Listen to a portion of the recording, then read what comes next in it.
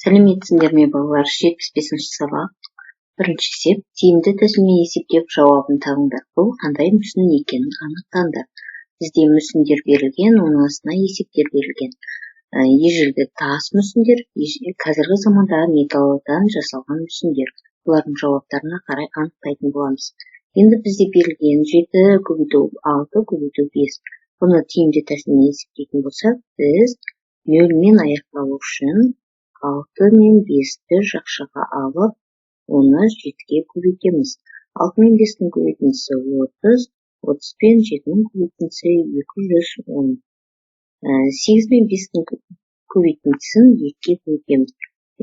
Жақшаға 8 пен 5-ті аламыз, оны 2-ге көбейтеміз.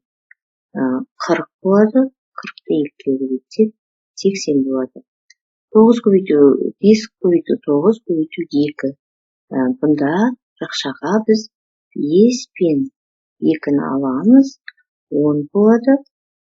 Жақша сыртына 9-ты көбейтеміз, сонда 10 мен 9-ты көбейтсек 90 болады. Бұл тиімді тәсілмен есептеу түрімен есептеп жатырмыз. Келесі 8 көбейту 4 көбейту 5. Жақшаға біз 4 пен 5-ті аламыз, оны 8-ге көбейтеміз. Яғни барынша 0-мен аяқталатын сандарға айналдыруымыз қажет. 20-ны 8-ге көбейтсек 160. 4 көбейту 6 көбейту 5. Мұнда 4 пен 5-ті жақшаға алсақ болады, немесе 6 мен 5-ті де жақшаға алсақ болады. Көбейтеміз 4-ге, 6 мен 5-тің көбейтіндісі 30, 30-ды 4-ге көбейтсек 120. 5 көбейту 9 көбейту 6. Бұнда 6 мен 5-ті аламыз, жақшаға көбейтеміз 9-ға. Жақша іші 30, 30-ды 9-ға көбейтсек 270. Міне балалар, осылай орындалады. Екінші есебіміз. Екінші есеп, астында А 36 мен бөлу 2 өрнегінің мәнін тап дейді. Ол үшін 12 санын көбейткенде 36 санын шығатындай сан таңдап алды. 2 мен 12-ның көбейтіндісін тең 24. 2 саны сәйкес келмейді. 3 пен 12-ның көбейтіндісі 36, яғни ізделінеді сан 3. 36 мен 12-ның бөліндісі тең болады 3, өйткені 3 пен 12-ның көбейтіндісі 36. Енді мына жерде ереже бар. Бөліндінің мәнін тез таңдау үшін бөлгіштің соңғы цифрына назар аудар. Көбейту кестесінде бөлінгіштің бірлігіне тең санды есіңе түсір. Көбейткен кезде бөлінгіштің соңғы цифры шығатындарын ғана таңдап алу қажет. Бізге мына жерге 2-ның әсі берілген бөліндінің мәнін таңдап алу тәсілі арқылы өрнектің мәнін тап дейді. Ал таңдап алу тәсілі дегеніміз балалар мына жерге мен жазсам да жазбасам да болады. Жаза кетейік. 68 бөлу 17. Енді бұл жерде біз жаңа айтты, бөлгіштің соңғы цифрына қарай 7-ге қараймыз. Бөліндінің соңғы цифрларына назар аударамыз. Сонда мен 7-ні көбейту кестесін еске түсіру арқылы 7-ні қандай санға көбейткенде мәні 8-ге айналатын сан шығады. Оны еске түсірем.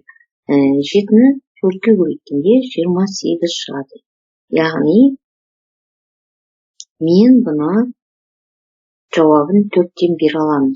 Міне бұлай жасасақ та болады. 68 бөлу 17-ні 4-ге бөлеміз. 4 28, 2 ойда, 4 пен 1-дің көбейтіндісі 4, ойдағымен 6. Міне осылай көбейту кестесін еске түсіру арқылы бұны шығарсақ болады. Яғни бұл жерде біз бөлгіштің соңғы сандағы санның көбейту кестесін есіне түсіреміз де, көбейту кестесіндегі бірлігі не? Бірлігі 8 болатын санды таңдаймыз. Енді тексеріп көреміз. 4-ті көбейтеміз 17-ге, тең болады 68. Келесі бізден бөлетін санымыз 92-ні бөлеміз 23-ге. Енді біз 3-тің көбейтуін еске түсіреміз. 3-тің қандай санға көбейткенде бірлігі 2 санына болатын көбейту кестесінде санды еске түсіреміз. Мысалы, 4 аламыз. 4 пен 3-тің көбейтіндісі 12, бір ойда 4 пен 2-нің көбейтіндісі 8, ойдағымен 9 болады. Міне осылай орындалады. 4-ті көбейтеміз 23-ге, тең болады 92. Әрі қарай біз 65 бөлу 13 санын аламыз.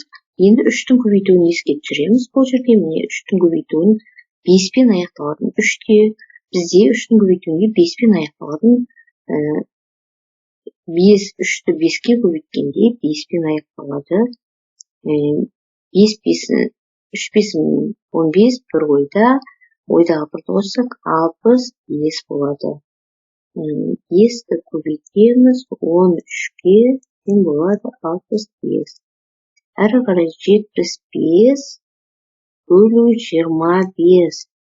75 пен 25-те енді 5-тің көбейтуін еске түсіреміз. Бұл жерде 3 деп аламыз. Жаңағыдай бөлініп отырады. 3-ті 25-ге көбейтсек, көбейтіп көрсек 75 болады. 50 мен 25-тің бөліндісін аламыз. Бұнда 2 мен 25-ті көбейтетін болсақ 50. 84 пен 21-дің бөліндісін аламыз. 1-дің көбейтуінде 4-пен аяқталатын сан, 4-пен береміз. 4 2-міз 8 болады. 4-ті көбейтеміз 21-ге, тең 84. Әрі қарай бізде 64 бөлу 16. 64-ті 16-ға 4 болады. 4-ті 12-ге 16-ға көбейтеміз 64. 45 бөлу 15. Міне, осылай 5-тің көбейтуін еске аламыз. 3-тен береміз. 3-ті 15-ге көбейтіп 45. 78-ті бөлеміз 26-ға. 6-ның көбейту кестесін еске түсіреміз. 6-ны қандай санға көбейткенде бірлігі 8-ге бітеді. Әрине 3-ге, одан да жоғары төмен қарай ірі сандарға ауыса береді, бірақ біз кіші саннан бастап көбейтіп көргеніміз абзал. 78. Бұны оймен көбейту кестесін еске түсіру арқылы орындауға болады. Екінші есебіміз осылай орындалады.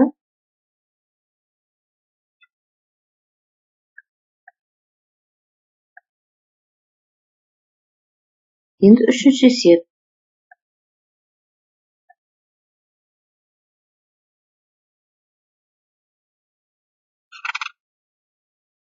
Үшінші есептің әсі де тура осындай. Әсінде орындайтын болсақ, мысалы 56-ны бөлеміз 14-ге, тең 4-тің көбейтуін еске түсіреміз. 4-ті қандай санға көбейткенде 6-ға аяқталады бірлігі. 4 бірім 4, 4 2 8, 4 12, 4 4 16, яғни 4-тен берсек, 56 мен 14-тің бөліндісі 4 болады. Жаңа тексеріп көрдегі 4 пен 16-ны көбейтеміз. Бізде 56 шығады. 14-ті көбейтеміз. Келесі есебіміз бізде 46 бөлу 23. Бұнда да 3-тің көбейтуін еске түсіреміз. 3-ті қандай санға көбейткенде 6 шығады. Әрине 2-ге көбейтеміз. 2-ні 6, 2 мен 2-ні көбейтіндісі 4. Сонда 2-ні 23-ге көбейтіп тексеріп көреміз. 46. 39 пен 13-тің бөліндісін 3-тің көбейтуін еске түсіреміз. 9-пен аяқталатын 3-тен береміз. 3-ті тексеріп көреміз. 13-ке көбейтіп көрсек, бізде 39 деген сан шығады. Міне балалар, ешқандай бағанда қосып көрмей, көбейту кестесін еске түсіру арқылы бөлінгіштің соңғы санының көбейту кестесін еске түсіру арқылы есепті шығара аламыз. Мәні бірдей өрнектерді тап деді. Енді ол үшін біз есептің мәнін тауып аламыз. 60 пен 15-тің бөліндісі 4, жаңағы әдіспен 78 пен 13-тің бөліндісі 6, 54 пен 18-тің бөліндісі 3, 8-дің көбейтуін еске түсіреміз. 4 пен аяқталатын 3 пен 8-дің көбейтісі 24. Бұнда да 4 пен 4-тің көбейтуін еске түсіреміз. 8-ге аяқталатын 28 болады. Сонда 7-ден берсек 28 болады.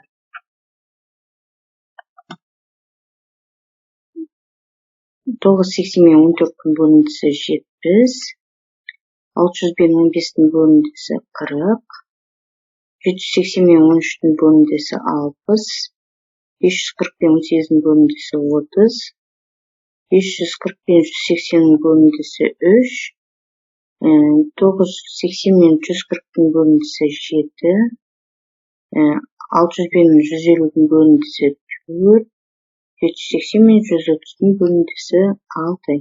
Енді бізге тура теңдіктерді жаз дейді. Ішінен мәні бірдей шыққан есептерді тура теңдік қылып жазамын. Міне тура теңдіктерді теріп, жауабына қарай тура теңдіктерді сәйкес келтіріп жаздым. Мысалы, 60 пен 15-тің бөліндісі 4, 600 пен 150-тің бөліндісі 4, 78 пен 13-тің бөліндісі 6, 780 мен 130-тың бөліндісі бізде 6 шықты. 54 пен 18-тің бөліндісі 3, 540 пен 18-тің бөліндісі 3. 980 мен 14-тің бөліндісі бізде 70, 980 мен 140-тың бөліндісі 70 шықты. Осылай тура теңдік құрастырдық. 5-ші есепте сендер мүсіндер белгіленген фотосуретті альбомдарға орналастыруың керек дейді. Тапсырманы орында фотосурет саны тұр, альбомдардың бетіндегі орны тұр, альбомдардың бетінің саны белгісіз, қалған фотосуреттер белгісіз. Яғни бұл есеп бізде қалдықпен орындалады. 68-ді 7-ге бөлсек, бізде 9, қалдық 5 болады.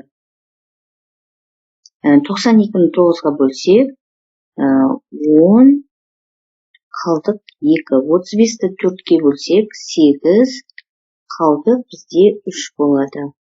27-ні 5-ге бөлсек, 5, қалдық 2 болады. 18-ді 4-ге бөлетін болсақ, 4, 4 4-дің 16, 2 қалдық қалады. 31-ді 3-ге бөлетін болсақ, бізде 9, қалдық 4 бар. Не балар осылай шығады.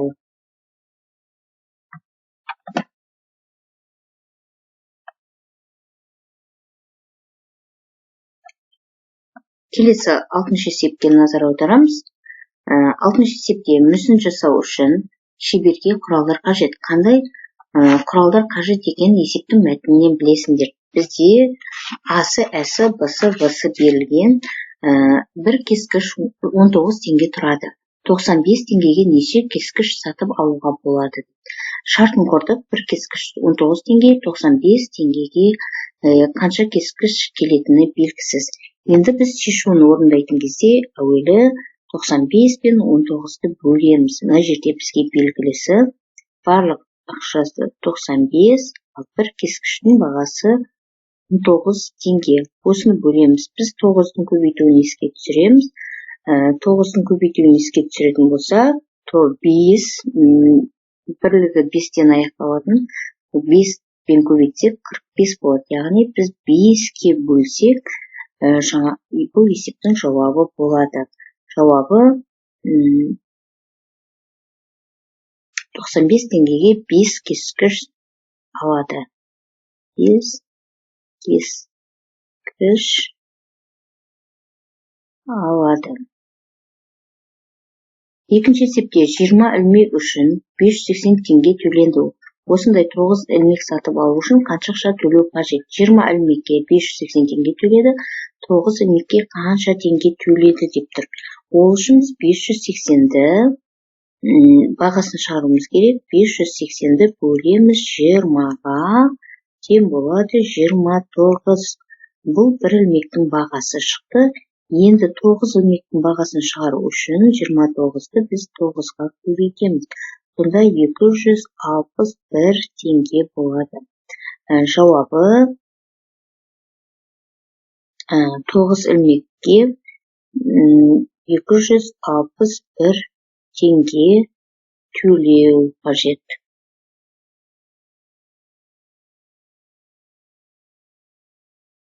Мен қатты толық жазып жатқандықтан. Келесі бізде P-сы бар. P-сы циркуль 65 теңге тұрады. Бұл бір сызғыштан 13 есе қымбат. Бір циркуль мен сызғыш үшін қанша ақша төлеу қажет дейді. Шартында циркуль 63 теңге 13 есе қымбат сызғыштан қарағанда, сызғыштың бағасы белгісіз. Енді біз бұны екі амалмен орындаймыз. Бірінші амалымыз 65-ті бөлеміз 13-ке. Жауабы жаңағы 3-тің көбейтуін еске түсіру арқылы бөлеміз. Жауабы бізде 5 шығады. Яғни 5 теңге сызғыш болады бұл жерде. Екінші 65-ке қосамыз 5-ті. Тең болады 70 теңге. Бізде сызғыштың бағасын табуымыз керек. Сосын барлығы қанша теңге төлейтініміз мына жерде сұрақ тұр. Екі сұрақ екі амалмен орындалады. Сонда барлығына сұрақты сіздер толықтырып жазарсыздар. Мен қысқаша 70 теңге төлеу қажет барлығына. Енді осы бір ағаш кескіш 19 теңге, ал бір темір кескіш 76 теңге тұрады. Ағаш кескішке қарағанда темір кескіш неше есе қымбат? Ағаш кескіш 19 теңге, темір кескіш 76 теңге неше есе қымбат екенін білу үшін біз 76 мен 19-ды бөлеміз. 76-ды бөлу 19 тең болады 9-ның көбейтуін тағы да еске түсіреміз. 9-ды біз 4-ке өткенде 36 шығады. Яғни есептің жауабын 36 деп айта аламыз. Жауабы 4 есе қымбат. Яғни темір кескіш 4 есе қымбат. Теңдеулерді шеш дейді. Теңдеуді шешеміз. Бізде Y азайту 150 тең 700 бен 450-дің айырмасы берілген. Бұл күрделі теңдеу, яғни бұны қарапайым теңдеуге айналдырып аламыз. Азайту 150 тең 700 бен 450-дің айырмасы 250 Y тең. Енді біз 150 мен 250-ді қосамыз. 250 қосу 150 Y тең 400. Енді астын сызамыз. 400 азайту 150 тең 700 азайту 450. 250 тең 250. Ал екінші есепте бұл да күрделі теңдеу. Бұны да қарапайым теңдеуге айналдыру үшін x пен 80-ның көбейтіндісін жазамыз. 720 мен 9-ның бөліндісі бұда 80 шығады. Енді x жазамыз да 80 мен 80-ді бөлеміз. X тең 1 шығады. Тексереміз. 1 көбейту 80 тең болады 720 бөлу 9. 1 мен 80-ның көбейтіндісі 80, 720 мен 9-ның бөліндісі 80. Солай тексереміз. x қосу 200 тең 13 пен 400-дің қосындысы. Бұл күрделі теңдеуді бұны тағы да қарапайым теңдеуге айналдырып алу үшін x пен 2-ның қосындысын жазамыз. 13 пен 400-дің қосындысы 413. Енді x-ның өзін жазамыз да, біз 413-тен 200-ді азайтамыз. X тең 213. Сызамыз. 213 қосу 200 тең 13 қосу 400. 213 пен 200-дің қосындысы 413 тең болады 413. Теңдеуіміз осылай шығады. Енді бұл есепке 60-тен y-ді жазамыз. 420-дан 200-ді азайтатын болсақ, 420-дан 120-ны азайтатын болсақ, 300 болады. Жай қарапайым теңдеу болды. Енді тең 300 бен 60-ды бөлеміз. Y тең 5 болады.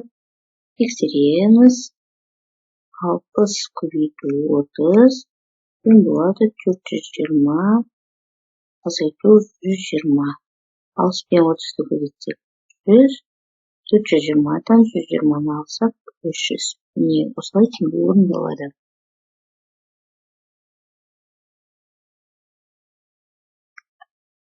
Келесі есебіміз кесте бойынша өрнектер құр және жаз, олардың мәнін тап дейді. Бізде қосылғыш, қосындының мәні берілген. Есепті шығаратын болсақ, 12 мен 2-ның көбейтіндісі 24. 24-ке 310-ды қосатын болсақ, бізде жауабы 334. Яғни бұны өрнек қылғанда жақшаға алып кетеміз. 300 мен 20-ның көбейтіндісі 600. 45 пен 2-ның көбейтіндісі 90. 600 пен 90-ның қосындысы 690. 810 мен 9-ның бөліндісі 90. 30 пен 2-ның бөліндісі 15. 90 мен 15-дің қосындысы 105. 520-ға 24 пен 4-дің көбейтіндісін қосамыз. 96. 520 мен 96-ның қосындысы 616.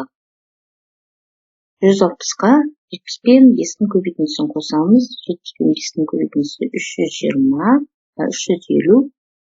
160 пен 350-дің қосындысы 510. Енді бізге айтады, осыны кесте бойынша өрнек құр, оны жаз дейді. Қазір біреуінің үлгісін көрсете кетейін. Міне өрнекті осылай қылуымызға болады.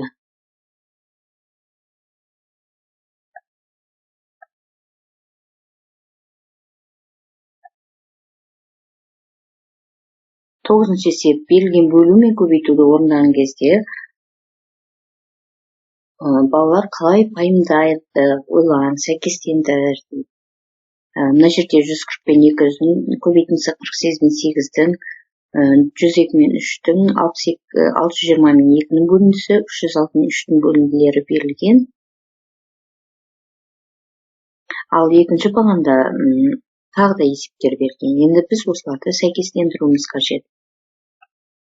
Мысалы, астында жақша ішінде 100 бен 2-ның қосындысы көбейту 3 деп тұр.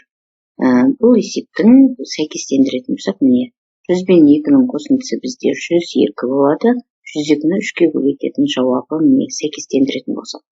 600 қосу 20 бөлу 2 дейді.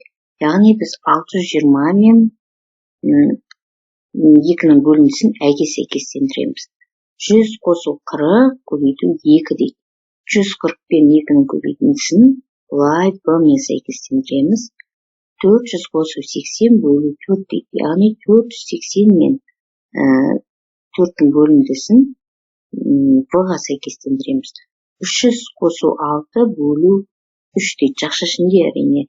Онда 306 мен 3-дің бөліндісін осылай сәйкестендіреміз. Бұған өрнек құра кетсек те болады. Міне балалар, бұл есептің осылай сәйкестендіріп, мәнін тауып қоюға болады. Келесі есебіміз біздің 10-шы есеп. Разрядты қосылғыштардың қосындысын санға көбейту арқылы есепте бір таңбалы санды 11, 101-ге қалай көбейтуге болатыны туралы қорытынды жаса дейді. 5 пен 11-дің көбейтіндісін енді біз 5 көбейту деп аламыз. 5 көбейту аламыз. 10-ды разрядты қосылғыштардың қосындысы түрінде жаз деп тұр ғой. Біз енді 10 мен қосамыз 1-ді, жақша жабамыз. 5-ді көбейтеміз 10-ға, қосу 1-ді көбейтеміз 5-ге. Сонда есептің жауабы 55. 5-ді көбейтеміз 100, қосу 1 тең. 5-ді көбейтеміз 100-ге, қосамыз 5-ді көбейтеміз 1-ге. Сонда біздің есебіміздің жауабы 505 болады. 7-де солай орындаймыз. Көбейту 10 қосу 1 тең 7 көбейту 10 қосу 7 көбейту 1 тең болады 77.